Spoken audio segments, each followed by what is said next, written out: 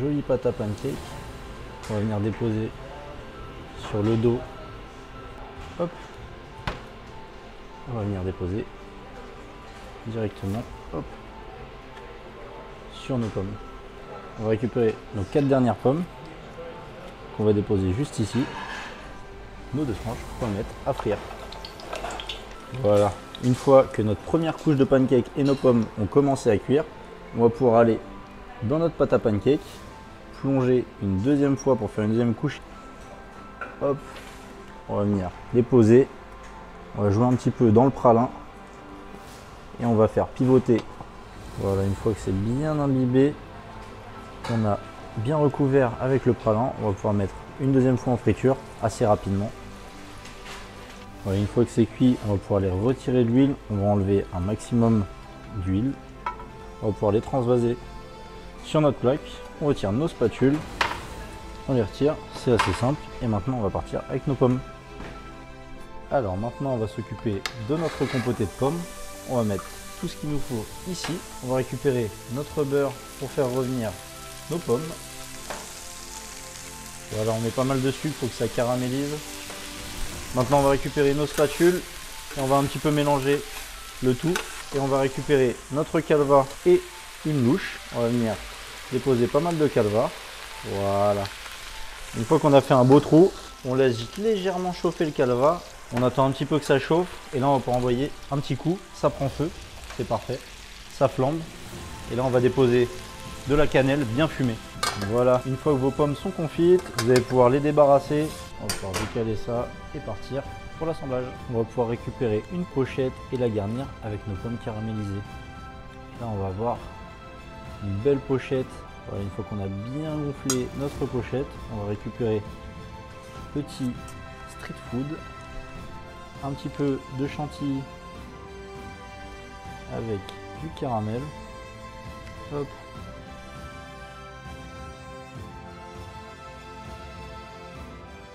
Jolie fraise et une pointe de menthe. Restez bien avec moi, vous allez voir, ça va être génial. Le dessous, on va bien le sauvegarder pour la suite de la recette. De la pâte feuilletée coupée en disques, on va la poser sur le dessus comme ceci et on va la replier sur elle-même. Vous avez vu, rien de compliqué, ça va cuire comme ça va créer un vrai fond de tarte par-dessus la pomme. Et en même temps, la pomme va vraiment confire au four, c'est l'avantage de la recette. Allez, on va mettre ça sur une plaque de cuisson, comme ceci. Allez, suivez-moi, on va directement au four à 180 degrés, une bonne trentaine de minutes. N'hésitez pas à vérifier. Cours de cuisson. Allez, c'est parti. On revient du four avec notre belle tartelette. Regardez-moi ça, ça a bien cuit, bien refroidi. On a la pomme à l'intérieur qui a bien compoté. Évidemment, on va venir ici tranquillement. On va mettre ça avec le reste des pommes de tout à l'heure. Rappelez-vous, on va faire une super compote avec un peu d'eau. Évidemment, un petit peu de sucre aussi. On va pas tout mettre, ça suffira. Et on mélange tout ça. On va venir éclater un petit peu le tout. Et ça va compoter comme ça tranquillement. Voilà, on a une belle couleur, c'est bien caramélisé, magnifique. Allez, on met ça de côté. On va remplir nos petites tartelettes bien refroidies. La compote en elle-même, elle fait vraiment envie, très translucide. On étale tout ça bien gentiment, comme ceci. Voilà, il y en a vraiment partout, magnifique. Un petit peu de spéculoos, émietté évidemment. On va en mettre comme ceci sur la tarte. Même chose avec le reste.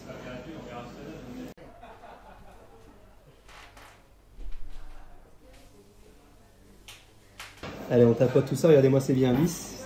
Très très gourmand, ça c'est magnifique. Allez, on récupère notre cul de pommes. J'ai ici le bas de ma pomme. On va tout de suite mettre de la crème chantilly à la mascarpone par-dessus. Ça va rajouter beaucoup de fraîcheur. On va essayer de venir bord à bord, c'est très important. Magnifique. On va lisser tout ça à la cuillère. On va essayer d'avoir quelque chose de bien rond. Très important pour la suite. Vous avez vu, vraiment rien de compliqué. C'est une recette vraiment à base de fruits, c'est très frais. Voilà, magnifique. On enchaîne directement avec quelques feuilles de menthe qu'on va mettre de manière un petit peu aléatoire, mais très bien maîtrisée. On en met un petit peu ici, un petit peu par là. Le vert va très bien avec le reste des couleurs. J'ai ici des petits dés de pommes crues. Ça ajoute de la texture et regardez le rouge, très rigolo, très choupi. La dernière petite pomme, c'est magnifique. J'ai ici un pic à brochette. On va l'enfoncer comme ceci dans la pomme. Ça va me servir dans quelques instants. Le caramel bien brun, belle couleur. Regardez bien la technique. J'ai un emporte-pièce. On va le tremper et récupérer un petit peu de caramel. Bientôt, venir encapsuler notre pomme à l'intérieur. Ça va créer une petite couche, c'est très esthétique. On va venir récupérer un couteau que j'ai fait chauffer au préalable. Et là, on va couper comme ceci à la base. Magnifique.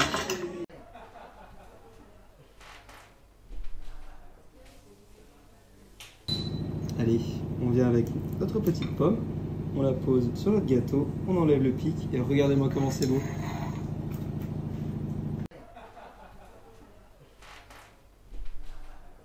Et je vais pocher ma pâte à beignet tout autour. Donc, grâce à ma pomme, j'ai la taille parfaite. Je vais à présent mettre mon beignet dans mon huile très délicatement et je vais pouvoir verser par-dessus du caramel. Le caramel va également nous permettre de venir déposer des petits pécans dessus. On attend quelques secondes et on va pouvoir retirer, toujours très délicatement, notre papier. Voilà. Et on va réajuster le trou de notre beignet grâce à une petite baguette. Vous voyez, ça cuit au fur et à mesure, ça prend une jolie couleur. C'est super. On laisse cuire tranquillement et on va passer à la suite. Donc j'ai réalisé un beignet au préalable que je vais déposer sur une rosace de pommes légèrement pochée. On va envelopper notre beignet avec nos pommes. Regardez comme c'est sympa. Et à présent, on va démouler, donc toujours bien délicatement, notre beignet. Nos pommes ont bien accroché au beignet. On va pouvoir passer à la suite. J'ai récupéré mon sirop et on va venir glacer nos pommes. Voilà, c'est très gourmand. Notre sirop va nous servir à venir réaliser les petites pommes givrées. Et grâce au sirop, le sucre va s'accrocher à la pomme et on va avoir une jolie pomme givrée. On va la récupérer, la poser avec ses copines. Je vais découper ma pomme. Donc là, on a pris une pomme verte, une Granny Smith. Elle est bien acidulée, c'est parfait. Voilà. On va découper nos jolis quartiers et on va transférer tout ça dans notre blender. Je mets mes pommes vertes et on va le lancer.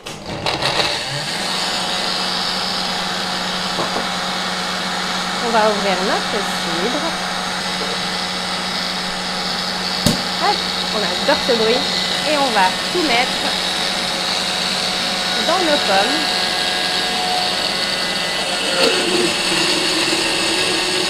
Voilà. On referme.